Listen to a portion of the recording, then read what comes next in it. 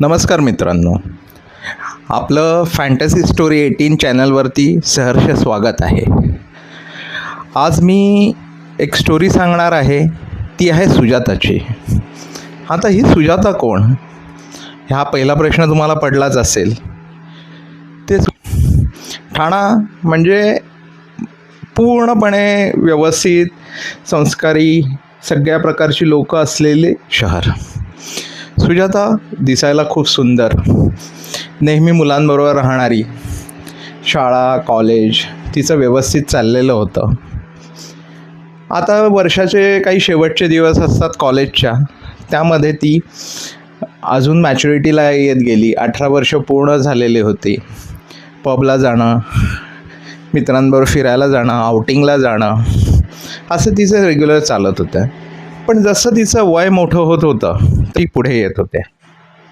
त्याच्यामध्येच आपल्याला बऱ्याचशा गोष्टी तिच्या समजायला लागल्या. खूप सुंदर दिसणारी, व्यायामशाळेत जिमला खेळण्यासाठी पुढे असणारी ही एक स्पोर्ट्समन टाईप टॉमबॉय मुलगी होती.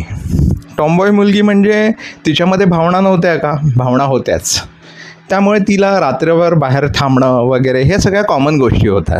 तिला जास्त करून मुलंच मित्र होते. मुलींचं प्रमाण फार अल्प होतं. पण जसं जसं वय वाढत गेलं, तिच्या शरीरात होणारे बदल ह्याच्यामध्ये जेव्हा तिला लक्षात आलं की आपल्याला कोणता तरी मुलगा एका पबमध्ये गेल्यानंतर लाईक करतोय किंवा बघतोय, त्याच्याविषयी आपल्याला आलेलं आकर्षण, ह्या सगळ्या पाहता गोष्टी ती त्याच्याकडे अट्रॅक्ट झाली. अट्रॅक्ट झालं, तिच्याशी बोलण्याचा प्रयत्न केला आणि तिला नंतर असं लक्षात आलं की सदर मुलगा हा त्यांच्याच एरियामध्ये राहणारा आहे. परंतु बाहेरगावी तो शिकायला असल्यामुळे त्यांची कधी भेटच झालेली नाही आहे. हळूहळू जवळच्या बागेत भेटणं सुरू झालं, बाहेर जाणं आलं. त्यातच आले पावसाळ्याचे दिवस. पावसाळ्याच्या दिवसामध्ये सगळे लोणावळ्याला जायला फिरायला निघाले. सगळ्यात शेवटी असा वेळ आली की कोणच यायला तयार नाही. हे दोघंच तयार झालेले होते आणि बाकीच्यांचे मित्र जे 5-6 होते त्यांनी सांगितलं आपल्याला जायचं नाही आहे.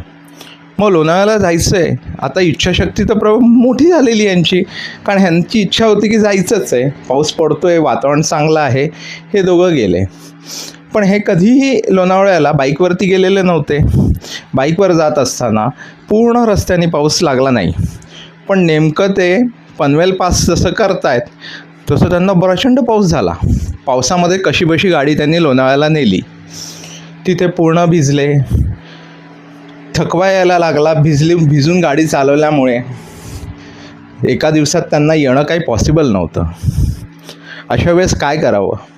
दोघांचं एकमत झालं की आपण इथे कुठेतरी थांबून पहिलं चहा पिऊया, थोडी भजी खाऊया. लोणावळ्याची भजी तर तुम्हाला माहितीच आहे, चविष्ट. दोघंही थांबले आणि सगळ्यात महत्त्वाची गोष्ट अशी झाली की त्याच्यामध्ये यायला लागल्या शिंका, सर्दी व्हायला लागली. दोघं कुडकुडत होते. पावसाळी जॅकेट आणलं नव्हतं कारण आपण भिजायला चाललो आहे, हा एक गोड गैरसमज होता.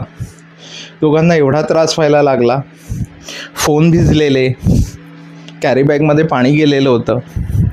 परिणामी त्यांनी थोडासा विचार केला आणि विचार करून तिथे जवळच कोणत्या तरी हॉटेलला थांबूया असं ठरलं.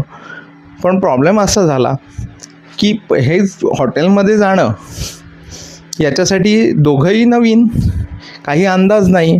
वेगवेगळं राहायचं, खर्च वाढणार कारण हे स्टुडंट, ह्यांचं बजेट लिमिटेड. असं करता त्यांनी एक छोटीशी रूम घेतली. त्याच्यामध्ये वॉशरूम वगैरे सगळं अटॅच होतं. अशा पद्धतीने त्यांनी बघून घेतली. पण हे दोघंही भिजले नाही आहेत म्हणजे मोठा प्रॉब्लेम, हे तुम्ही समजून घेऊ शकता, बरोबर आहे.